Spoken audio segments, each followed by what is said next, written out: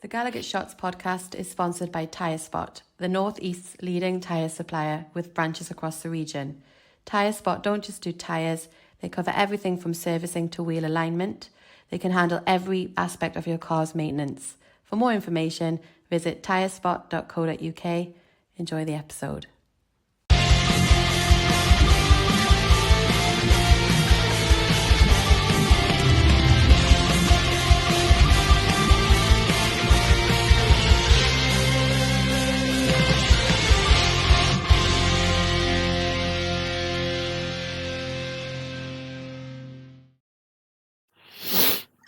Hello everybody, welcome back to the GallowgateShots podcast and YouTube channel, and we are here. It's a match reaction. We've not done a match reaction for a few weeks now, but it seemed only right to do one. I am your host today, Kris, joined by Deka, who is currently swigging on a Guinness, splitting the G as we speak. Deka, say the magic words, mate. They can be whatever words you want them to be, mate. Just say them. We're going to Wembley, and Get in the lads, man. I'm just going to dive straight into it. Nobody would go through certain parts of the game and talk about certain moments, but let's just talk about how big of a night yesterday was and just the atmosphere in St. James Park, the performance of the lads on the field, the balls that Eddie Howe has to set his team up the way he did, which surprised everybody as well. I just thought we need to speak about all of it collectively. So let's talk about the formation first of all, because we all knew that Joe Linton was going to be hit and miss. He was going to be making this one and being in the starting 11. Never mind on the bench. He didn't make either.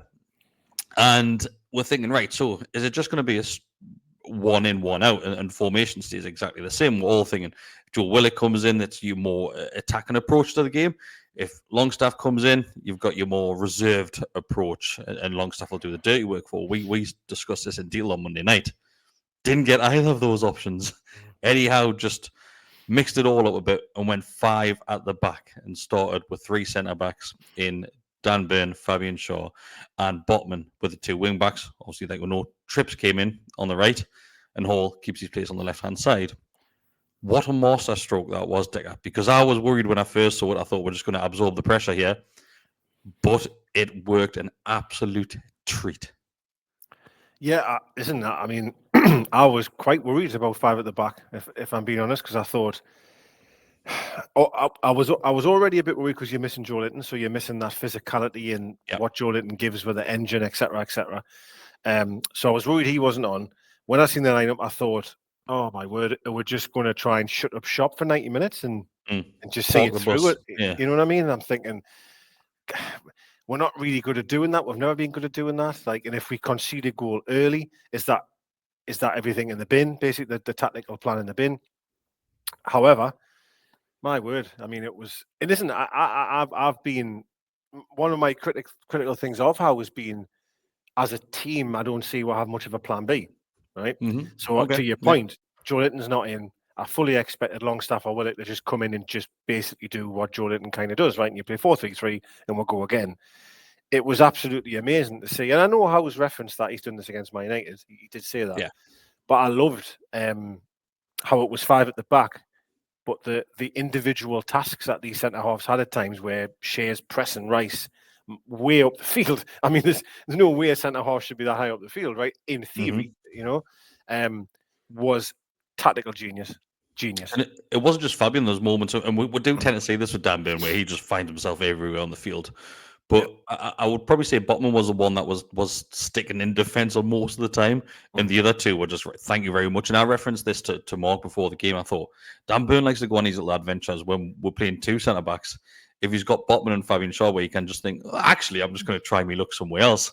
We're so later in the game where I think we're 2-0 up at this point, and Dan Burn's running about to smash the ball, and Bruno nicks it off his toes, and Dan Burn is going absolutely livid at Bruno, not happy at all. But like you mentioned, the likes of Fabian Shaw getting up there, it comes from him where we're closing down, and we'll win the ball for the second one. It happened in the very, very, very first moment of the game. Shea presses Rice, the ball goes out of play, they make a bad touch, and Shea like sort of fist pumps the fans.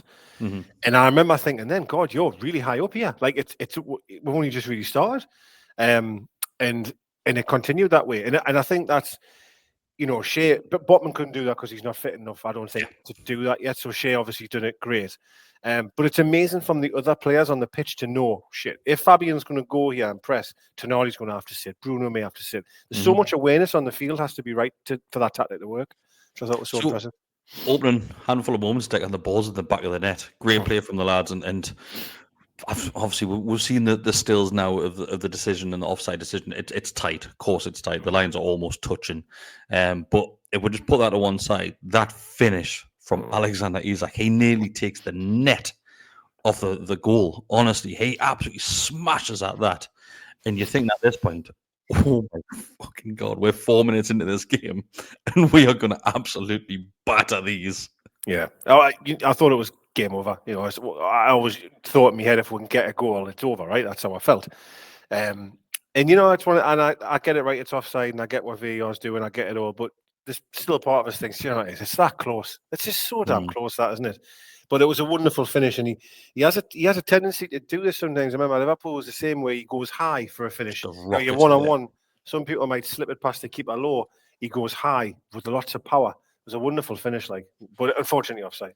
Offside, yeah, but it's 15 minutes later, I think it is, 15 minutes later, where he's like again, where he takes another great strike, hits off the bar, comes back out, and I just want to reference the Jacob Murphy finish. It's at the other side of the ground from where I was sat in the Gallowgate, and the angle just looks so weird to the point where the way the ball moved, it looked like it was going well wide, but then you see it nestle in the bottom corner there. Obviously, in hindsight now and what we've seen from the replays, it hits off the inside of the post, doesn't it? Then goes across. That's why the angle from where we were was mental. It was kind of, yes, there were celebrations in the ground, but they were quite muted celebrations because of obviously what had just happened with the Alexander Isak goal. And we're thinking, surely they can't rule this one off, but they didn't. And I just want to reference Jacob Murphy's celebration because, not just his, everybody's. I think every player on that field felt the same as what the fans did, I think, and what you've just referenced as well, Deka. That first goal was massive, so crucial in that tie, the first goal, and the fact that we've not scored one but two, one albeit disallowed in the first 15 minutes. First 20 minutes. You're thinking they're not getting back into this, and I think that's probably where those celebrations came from the lads. Yeah, I'll try and keep this short, but I do want to reference that I felt Arsenal had a huge chance just before our goal where Odegaard hit the post. Clipped outside of the post. I think it might have been Dan Burn absolutely ruined Martinelli as well, by the way, on the edge of the box.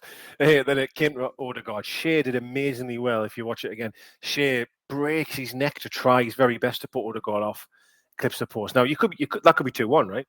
And then from that moment, long ball forward, when then 3-0 up. It's just amazing football, isn't it, how quickly things can change and happen. Odegaard missing was huge. The touch from Isak to kind of flick it to Gordon is unbelievable. It's Saliba thinks, I've got you under control, and he just hangs this leg out there, which then flicks it to Gordon. He's on the spin, he's away.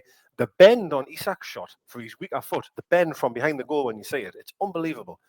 And I curves around the keeper, doesn't it? It does. It's like it's going miles wide and it bends right round. Murphy does unbelievable to finish that because that comes at him fast at a difficult angle.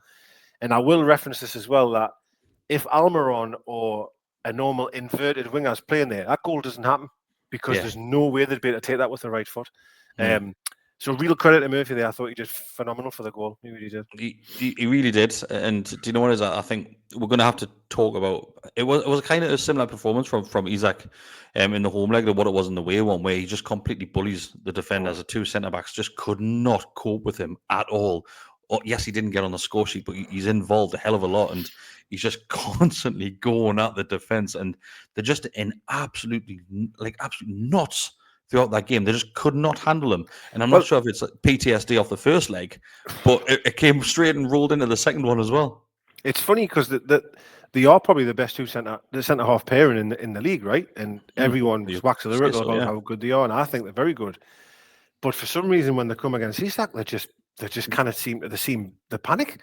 There was a moment where it was Anthony Gordon, where it was kind of an open goal, if you like. In a way, it wasn't, but the keeper's coming back. Again, Saliba and Gabriel get completely caught in possession because they shit themselves. Gordon has the strike, but Isak had them on toast, like especially Saliba, and I think Saliba's a very good centre half. Yeah, 100%, mate. And the that one that puts you it referenced there, where Gordon, it's Gordon and Isak that are really close to the ball, but Isak's ahead of the ball at this point because Gordon stole it. It's his only really option, really. Gordon, yes, he could run with the ball, but I thought instinctively he just thought, I'm going to hit this. Yep. And it was close. It wasn't far from it. Like, it was close. It was really close. I think it was a good effort. I think it's one of them where he's put that bend on it because he knows the keeper's still coming back. So he's trying to get it away from the keeper, but unfortunately it just had too much bend on it. But yeah, I thought Gordon and Isak for the entire game caused problem after problem after problem for them. What I like from Gordon's performance, because the first opening, I would say 15 minutes, it looked a bit off for Gordon. He was trying a few things and he kept on getting the ball stuck between his feet or challenged and tackled and giving away possession. But he kept on trying, he kept on going. And as the game grew on, he just gained confidence and he had, once again, he just had them on toast. He really did at certain points. And the same, albeit Murphy didn't really have many touches throughout the game. He referenced it in his post-match comments. The amount of off-the-ball work he classed it as probably goes unnoticed at times. And he was saying in his interview that he takes credit in that, and that's probably why he gets selected a lot of the times, because of a lot of the work that he does. And I think it was evident really yesterday against Arsenal that he was doing that. He was just filling those little spots and making Arsenal. It was like a game of chess to a certain degree. He was filling in those like voids and thinking, right, what are you going to do next? The two players that I want to give massive credit to as well there is Bruno and Tonali, going from that midfield three where you would have like Joe Linton alongside them, like we mentioned earlier, the physicality that he brings into the team, the work rate that those two lads done to contain that midfield and to win every single challenge and every ball. And Bruno was getting kicked all over the shop. God knows how Declan Rice escapes being sent off at times, because he could have picked up a few bookings throughout that game. But he just kept, especially Bruno, just kept on going and going. And he was getting absolutely smashed at times. He really was. It was a horrible challenge from Declan Rice at one point. And he just waves it away, mate. He just, it's fine, lads. Just hit us as much as you want. And I think rather than fighting back at times, I think Trips had a bit of a couple of shithouse moments where he was winding them up, which we'll love to see. Absolutely love to see it. Was nice to have Trips back in the starting lineup as well. I'm always on the fence with Trips and Tino, but it was really nice to have Trips back in there and bringing that shithouse back. But the two centre midfield lads, mate, like fantastic last night. Yeah, well, going back to the formation problem with five at the back, that was one of my worries, because I was thinking then we're going to have Partey, Odegaard and Rice in midfield. And that's a big ask for 3 against 2, right? And I totally agree with you, like, with everything you've said. I thought Bruno was outstanding. And Tonali was, both of them. Put in such a shift. And again, with the likes of Shea or Burn, more so Shea really pressing Rice almost every time he got the ball. Certainly out of possession, once he got the ball and he turned, Shea would then go into position. But certainly early on was trying to press him. To be fair, right, I think in games like that, every single player has to be accounted for. And I think every player was yesterday. Every player had a really, really solid game. Atmosphere, as you've mentioned, was just fever pitch. It was as good as it could get. Bruno was on socials not so long ago before the game saying, we need this type of atmosphere. I think he was referencing the PSG game.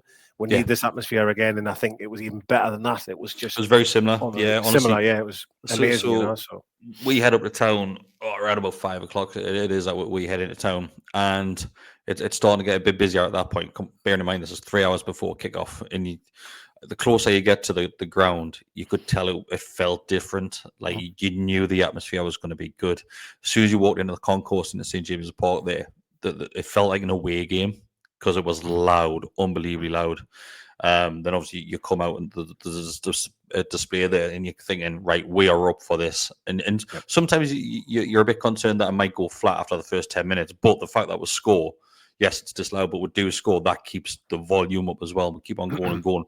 It's hands down one of the best atmospheres I've heard at St. James's Park. And like I said, alongside that PSG game, unbelievably loud from start to finish. Really was. Because I was quite nervous that, I know we've referenced it a couple of times, that first goal being crucial, because the atmosphere could have turned. If I'd have went the other way and Arsenal were pushing, the atmosphere would have turned. But the fact that we're in absolute dreamland, 3-0 up, then 4-0 up, thinking, lads, you just haven't turned up again. In fact, maybe it's not the fact that I haven't turned up. It's the fact that we've just completely cancelled every sort of thing that they could throw out with. Yeah.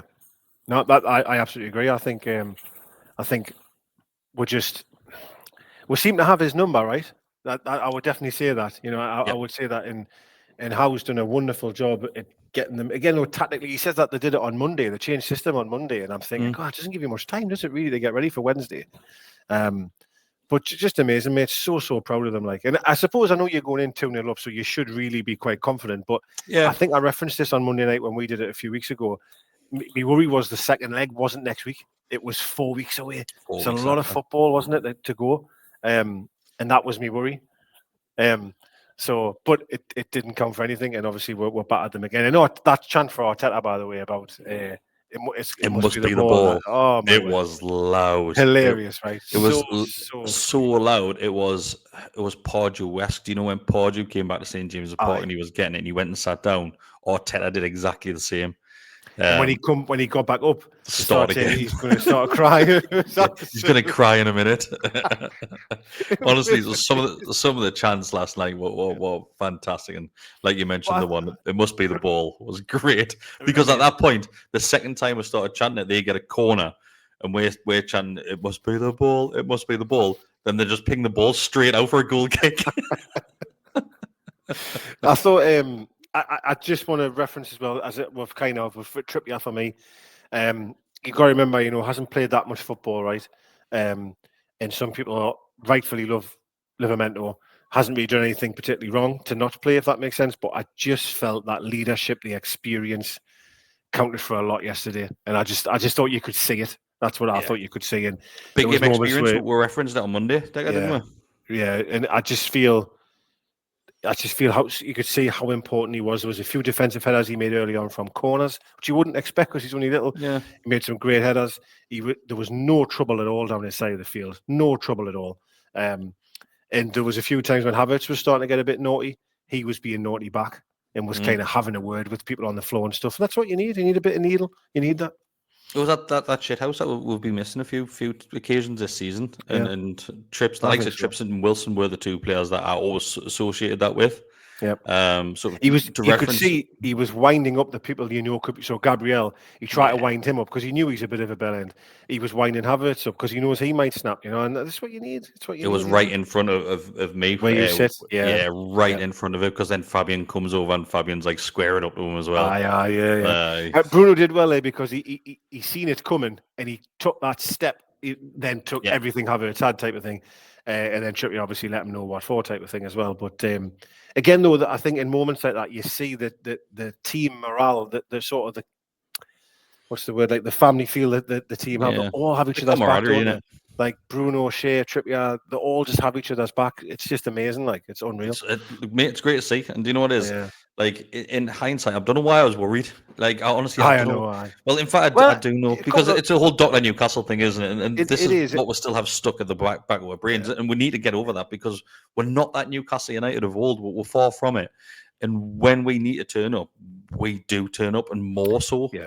I think I will say that I think the reason why maybe I was a little bit nervous was the last two home games we've lost, right? Yeah. We've had 4-1 Bournemouth, 2-1 Fulham. Them have just beat Man City 5-1 on Sunday. So I was a bit thinking, oh shit, like, again, going back to what I said before, I wish I'd have played them next week, we would have beat them. But I did still think... That's what Arteta put it down to, didn't he? Arteta said we're tired after that game. Yeah. Well, I will say I was glad they played Sunday night. I'm not going to lie, because I did think in my head, that's not really giving them much time to turn around. But what I did think was these are used to playing Champions League every week, so they're used to this quick turnaround. So, but I'm you're right in what you say, right? Having a 2-0 head start back at home at our place, we should be confident, right? We should be able to see anybody off, I believe, with a 2-0 head start. But football's a funny game, and we still had a job to do, and we did it magnificently well. And to play them, one of the best heads in the country, and not concede a goal over 2 games is immense, man. It's absolutely immense, that. It is, mate. It's fantastic. It's honestly, like, I did a podcast last week with Arsenal fan Harry, and he referenced basically saying that Newcastle United or Ted's kryptonite, especially at St James's Park, and he's got it spot on. He mentioned after the recording, he's been very friendly about Newcastle and seeing Arsenal still have a chance in this one, which they did to a certain degree. But after the recording, he was like we would be very, very lucky if we get anything from that game, because it means that you're mentally fucked up somehow. Yeah, which you didn't do. Honestly, to me, mate, it was something like a red card or a penalty, or both. It was going to take something like that in order for him to lose it. And I think that's where I also give the players a lot of credit. You want them to be up for it. You want them to fight. You want them to be aggressive. But they also need to be smart with that aggression, because easily someone could fly in and get a sending off. The atmosphere is pumping. It's a massive game. And I give them so much respect for that as well, that they've took that, but they've done it the right way. And now, obviously, we'll see tonight who we get, right? And well, we all want Spurs, don't we? Everyone wants Spurs. We all want Spurs. Of course, you want Spurs. I can't remember who I was speaking to yesterday, but somebody's and I'll take either of them. You want Spurs, fair enough. If it's Liverpool, it's Liverpool. Whatever. My thoughts of it is the trip to Wembley as well. You want your fan base to be the loudest. I think if it's us against Spurs, we'll wipe on the floor with them. I think if it's us against Liverpool, then it's going to be back and forwards. It really is, with the two sets of fan bases that we'll have. Yeah, I think even the neutrals want Spurs, mate. Even the neutrals who don't even care, because I think a lot of people are looking at that. Neither team has won anything for a long time, right? Let's be fair, right? And I think both people think it'll be an exciting game. We'll see which doctor surgery's opened on the day. Well, exactly. Yeah. Theirs has been open more regular this season. Obviously, they've got a monumental task, and I know they're 1-0 up, but it's a really tough ask to go down there tonight and get through that game. But we'll see. We'll see what happens there. But yeah, mate, we'll call it on that one. We'll be going 20 minutes, so we'll call it. It's always fantastic to have a catch up after such an important result, mate. Like I said, I kept on saying it throughout the game. A huge night for us last night. It really was. And the longer the night went on in regards to before kickoff, I was getting more and more confident as I was walking towards St James's Park. Thinking it's probably the Bears talking, to be fair. But it wasn't at the end of the day. Absolutely smashed them again, mate. Class, mate. Thanks everybody who has been watching, or if you're listening back, it means a lot to us. If you can do so, just become a subscriber. It costs you nothing to do that, and like the video whilst you are there. Just help us get everywhere else across the Newcastle United fan base. If you do want to give an extra bit back, it is just $2.99 a month to become a member. That membership gets you loads of early access and extra content as well, access to the Telegram group too. I did yesterday, so there is currently an audio podcast out now where I have recorded certain moments throughout the day yesterday. So from the second I've left the house, right the way through going to town, meeting up with the lads, having a few pints, interviewing them at certain times as well. Some footage throughout the game as well, and after the game, it was great. You know what it is? It just everything just worked perfectly. I clicked into place like a lovely little jigsaw. It would have been deleted if I'd lost. Oh, it wasn't going anywhere. I was going to leave my phone in the ground if I had lost. Well, yeah, thanks everybody. Thanks, Deka. It's been a pleasure, and we'll see you next time. Take care, everyone. Going to Wembley, you know.